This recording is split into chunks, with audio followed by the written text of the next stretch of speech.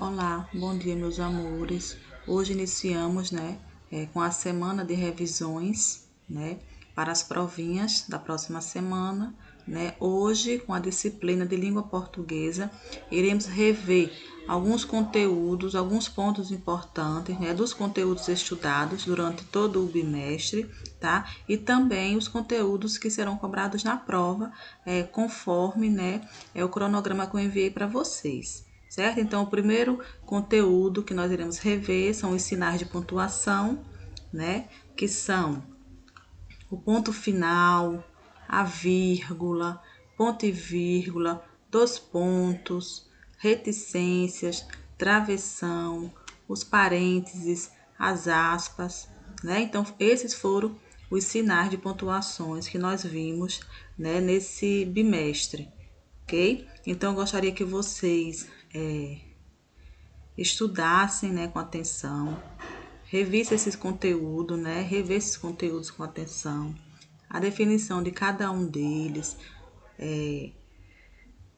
olhe com atenção os exemplos que o livro traz, Então, analise, certo? Para que não venha ocorrer, nenhum erro na provinha de vocês, certo?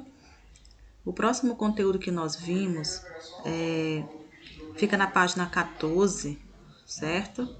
Fica na página 14, sujeito e o tipo de sujeito, que é o conteúdo também que será cobrado na provinha de vocês, Nós vimos que é uma frase, como uma oração, Vimos os termos essenciais, as duas partes, Ou seja, os dois termos que são essenciais de uma frase, que é o sujeito e o predicado. Não foi isso? A frase, a definição de uma frase, a definição de uma oração, certo? Então, tudo isso nós vimos, ok? A tia tá passando assim só para relembrar um pouquinho o que nós vimos, mas na nossa aula, tá? Na nossa videochamada de hoje, a tia irá debater, certo? Com calma, certo? Para vocês poderem tirar todas as dúvidas que vocês tenham em relação a algum conteúdo de língua portuguesa, certo? Então, esse é mais um conteúdo, Núcleo do sujeito, que nós vimos também, O núcleo do sujeito é o nome do termo que representa a ideia principal do sujeito, certo?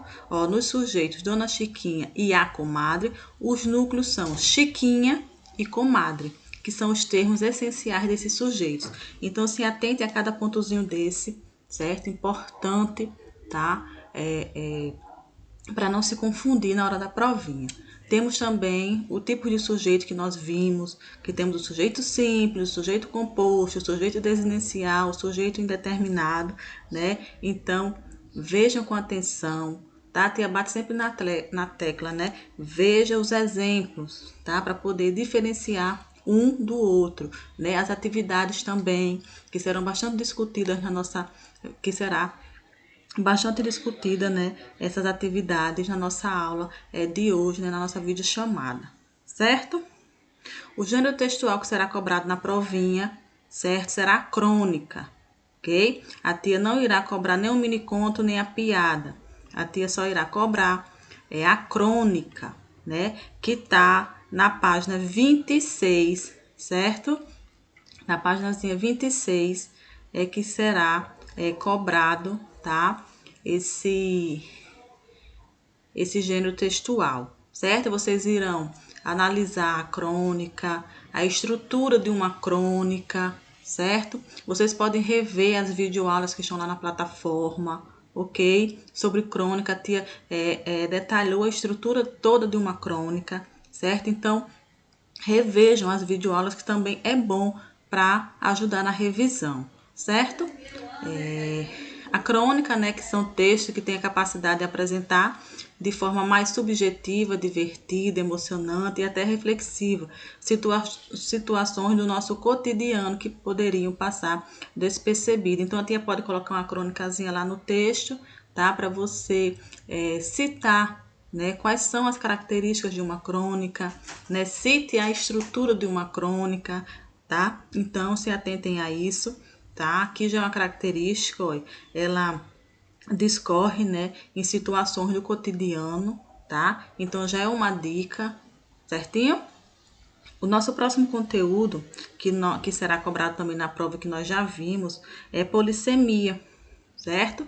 Que está na página 31, certo, gente? Eu estou seguindo aqui o cronograma, tá? O cronograma você já tem, que a tia enviou lá no grupinho do WhatsApp, certo? Acompanhem, ok? Para não se atrapalharem, certo? Polissemia, aqui que a tia falou, né? Que é uma palavra que tem vários sentidos ou vários significados, dependendo, né, do contexto em que essa palavra é colocada na frase, certo? A tia trouxe vários exemplos lá na aula, né, sobre polissemia, tá? Por isso que a tia mandou, é importante, na verdade, ter esse cronograma de avaliações, porque vocês podem pegar o conteúdo que a tia colocou aqui no cronograma e puxar lá a videoaula sobre aquele determinado conteúdo, tá? Se você não entendeu, né, ou ficou alguma duvidazinha, né, volta lá na videoaula, dá uma assistida novamente, sendo que nós iremos discutir bastante, né, hoje na nossa videochamada, todos os conteúdos que a tia colocou aqui para a provinha de vocês. Então, vocês não irão sair com dúvida nenhuma sobre língua portuguesa, certo? E o outro conteúdo, né, a polissemia, que a tia acabou de falar, certo? Também iremos conhecer oração sem sujeito, que fica na página 34, deixa a tia ir lá. Aqui, nós vimos sujeito já lá, os tipos de sujeito, o que é o sujeito, como encontrar o sujeito com a palavrinha o que ou quem. Lembra que a gente tem que fazer a perguntinha ao verbo para a gente poder encontrar o sujeito de uma frase? Então, ó, isso aí são tudo pontos importantes que é importante vocês saberem, certo? Oração sem sujeito, né? Ó, leia esse trecho da crônica, O Nascimento da Crônica, de Machado de Assis, um importante autor brasileiro do século XIX, certo? Ó, há um meio certo de começar a crônica por uma trivialidade. É dizer, que calor, que desenfreado calor, dize-se isto, agitando as pontas do lenço, bufando como um touro ou simplesmente sacudindo a sobrecasaca, né? Então, essa frasezinha aí é uma oração sem sujeito, certo? Então, não tem sujeito. Mesmo se você fazer a perguntinha ao verbo, você não vai encontrar o sujeito, certo, gente? Então, por isso que é o nomezinho aqui, ó, oração sem sujeito. Já quer dizer que a oração, ele não tem o sujeito, certo? Então, foquem aí nisso também, certo? Como ele coloca aqui, ó, tem tem como, né? Ele traz, na verdade, os verbos, certo? Que é composto por uma frase sem o quê? Sem sujeito, tá, gente? Ele bota aqui, ó, verbos que indicam fenômenos da natureza. Observe. Choveu forte durante a partida do Brasil contra o Uruguai, certo? Então, aqui, ó, são frases sem sujeito, né? Uma oração sem sujeito, certo? Ele coloca aqui, se atente a esses exemplos que ele traz aqui, ó. Verbo haver, usado como sentido de existir, certo? Então, ó, o verbo ser, que indica o tempo, né? Verbos fazer, haver e ir, tá? Então, se atente a esses verbozinhos aqui, esses exemplos que ele trouxe, né? Para você saber, tá? Identificar ou não, né? Essa oração sem sujeito, certo? O nosso próximo conteúdo que nós iremos ver, falar um pouquinho também, certo? É o nosso predicado, né? Que fica na página 55. Vamos lá, página 55.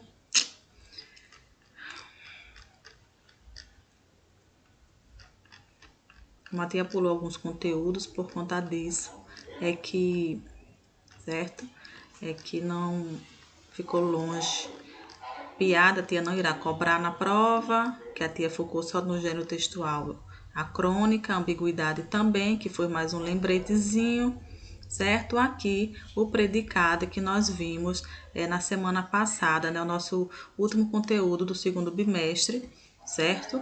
Que nós vimos que existe dois termos, né, essenciais em uma oração ou numa frase, que é o sujeito e o predicado, né? tanto o sujeito tem os seus tipos, né, tem sua classificação de sujeitos, né, como também o predicado tem, né? Então, nós vimos, né, os tipos de predicado, o predicado nominal e o predicado verbal, né, que eu creio que todos vocês entenderam, não ficaram com nenhuma dificuldade, não foi em relação ao predicado. Na verdade, eu creio que vocês não ficaram com dificuldade nenhuma, né, nos conteúdos de língua portuguesa. Graças a Deus, tá? Mas mesmo assim, nós iremos rever ponto a ponto, tá? Anotem as dúvidas, se houver, tá? Para a gente poder discutir mais tarde na nossa videochamada, certo? Ele coloca aqui os exemplos, né? Sujeito ao predicado é o termo da oração que indica a declaração sobre o sujeito, né? Nós tirando o sujeito, tudo que sobra é o predicado da oração, tá, gente? Ele coloca aqui, ó, o predicado verbal, o predicado nominal, que são os tipos de predicado, não é isso? Aí ele coloca aqui, ó, agora completa as afirmações a seguir com as palavras ação, estado ou fenômeno da natureza. Só que ele já traz aqui, vamos dar uma lida, né, uma relembrada. Do mesmo modo que existem diferentes tipos de sujeito, existem também diferentes tipos de predicado, como a tia já tinha falado, né? O tipo de predicado depende do processo que o verbo indica, estado, ação ou fenômeno da natureza, certo? Vocês irão colocar aqui, ó. Só que ele traz uma observação muito importante aqui, que a tia debateu bastante com vocês, né? Ó, o predicado dos verbos que indica estado é classificado como predicado nominal. E o verbo, né, ou seja, o predicado dos verbos que indicam tanto a ação como o fenômeno da natureza, né, ele é classificado como predicado verbal, tá, gente? Então, vocês têm que memorizar isso aqui, ó, predicado verbal, predicado nominal, o verbo indica estado. Predicado normal indica, né, o verbo indica estado. Predicado verbal, né, o verbo indica ação ou fenômeno da natureza. Perdão, que a tia falou verbal, é nominal, tá, gente, aqui. Predicado nominal, o verbo indica estado. Predicado verbal, né, o verbo indica ação ou fenômeno da natureza. É só focar nisso, certo? Que vocês não irão ter dificuldade nenhuma em realizar qualquer atividade ou qualquer questão que venha a ver sobre predicado nominal, predicado verbal, certo? Então, eu gostaria, né, que vocês anotassem as dúvidas, né, para a gente poder debater, né, para que não fique nenhuma dúvida em relação aos conteúdos de língua portuguesa, né? Esses foram os conteúdos que nós vimos, certo? A próxima unidade, né, ficará para o terceiro bimestre, tá? Então, reveja esses conteúdos, certo? Para para que vocês venham tirar nota 10 na provinha de língua portuguesa, tá certo? Fiquem com Deus, tá? Estudem, tá? E até a nossa próxima aula. Beijos!